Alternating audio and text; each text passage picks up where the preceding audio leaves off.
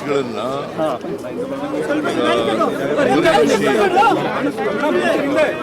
Chief minister ಆಪತ್ಕಾಲ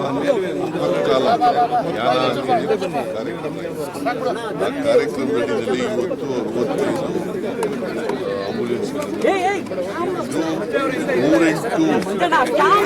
ಆಂಬ್ಯುಲೆನ್ಸ್ಗಳಿದ್ದಾವಲ್ಲ 108 ambulance ಜೊತೆಗೆ ಅವು ಬೇರೆ ಇವು ಬೇರೆ.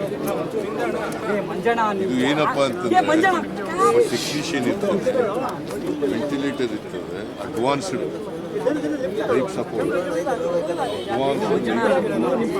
ಬೇಸಿಕ್ ಲೈಫ್ ಸಪೋರ್ಟ್ ಅಂತ ಇರ್ತದೆ.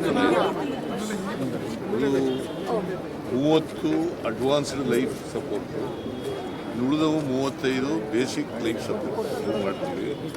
ಈ ಬೇಸಿಕ್ ಲೈಫ್ ಸಪೋರ್ಟ್ನಲ್ಲಿ ವೆಂಟಿಲೇಟರ್ ಇದರಲ್ಲಿ ವೆಂಟಿಲೇಟರ್ ಇದೆ.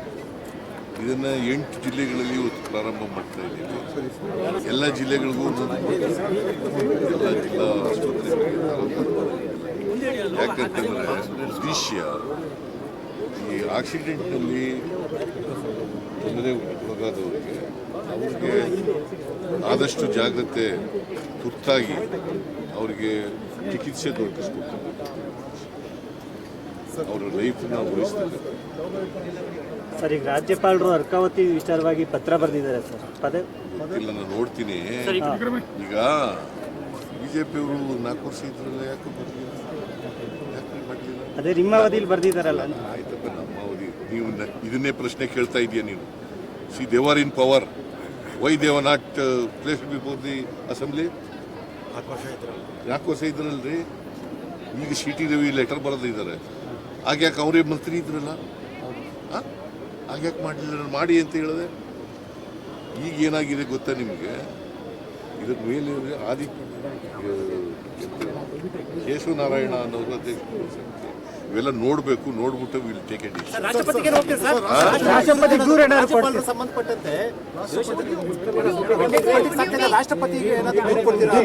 ರಾಜಭವನ ದುರ್ಬಳಕೆ ಆಗ್ತಿದೆ ಅಂತ ದೂರ ಏನಾದ್ರು ಕೊಡ್ತೀರಾ ಸರ್? ಈ ರಾಜ್ಯಪಾಲರು ಎಲ್ಲ ಸಣ್ಣ ಸಣ್ಣ ವಿಚಾರಗಳು. ಈಗ ಅವನು ಯಾವನೋ ಒಬ್ಬ ಕಂಪ್ಲೇಂಟ್ ಕೊಟ್ಟು ಸುಮ್ಮನೆ ನಿಮ್ಗೆ ಏನಂತ ಕಂಪ್ಲೇಂಟ್ ಕೊಟ್ಟು ನಮ್ಮ ಮೈಸೂರಿನ ಅವ್ರು ಯಾವಾಗ ಕನ್ನಡದಲ್ಲಿ ಸೈನ್ ಮಾಡ್ತಾ ಇದ್ದಾರೆ, ಇಂಗ್ಲೀಷ್ನಲ್ಲಿ ಸೈನ್ ಮಾಡಿಬಿಟ್ರೆ ಅದಕ್ಕೆ ಎಂಕ್ವೈರಿ ಮಾಡಿ ಅಂತ.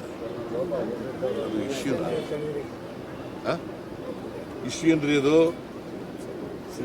ಇಂಗ್ಲೀಷ್ನಲ್ಲಾದ್ರು ಮಾಡ್ಬೋದು, ಕನ್ನಡದಲ್ಲಾದ್ರು ಮಾಡ್ಬೋದು. ಯಾರು ಬೇಕಾದರೂ ಯಾವ ಭಾಷೆ, ಅವ್ರಿಗೆ ಯಾವ ಭಾಷೆಯಲ್ಲಿ ಬರ್ತದೆ ಆ ಭಾಷೆಯಲ್ಲಿ ಮಾಡ್ಬೋದು. ನಾನು ಸಾಮಾನ್ಯವಾಗಿ ಕನ್ನಡದಲ್ಲಿರ್ತಕ್ಕಂಥ ಡ್ರಾಫ್ಟ್ಗಳಿರ್ತವೆ, ಅವಕ್ಕೆಲ್ಲ ಕನ್ನಡದಲ್ಲಿ ಮಾಡ್ತೀನಿ. ಇಂಗ್ಲೀಷ್ನಲ್ಲಿ ಡ್ರಾಫ್ಟ್ಗಳಿರ್ತವೆ, ಸಾಮಾನ್ಯವಾಗಿ ಇಂಗ್ಲೀಷ್ನಲ್ಲಿ ಡ್ರಾಫ್ಟ್ಗಳಿರ್ತವೆ. ಬೇರೆ ರಾಜ್ಯದವರಿಗೆ, ಕೇಂದ್ರ ಸರ್ಕಾರಕ್ಕೆ ಬರೀಬೇಕಾದಾಗ ಇಂಗ್ಲೀಷ್ನಲ್ಲಿ ಮಾಡ್ತೀನಿ. ಅದು ತಪ್ಪೇನು ಅದರಲ್ಲಿ? ನಿಮ್ಮ ಪ್ರಕಾರ ತಪ್ಪ? ಅಂಥ ಕ್ಷುಲ್ಲಕ ವಿಚಾರಗಳಿಗೂ ಕೂಡ ರಿಪೋರ್ಟ್ ಕೇಳಿದ್ರೆ ಹೇಳಪ್ಪ, ನೀವೇ ಹೇಳ್ರಿ. ಯಾಕೆ ಸರ್ ಈ ತರ ಅಂತ? ಯಾಕೆ ಈ ತರ ರಾಜ್ಯಪಾಲರು ನೀನೇ ಬರೆಯೇ ಯಾಕೆ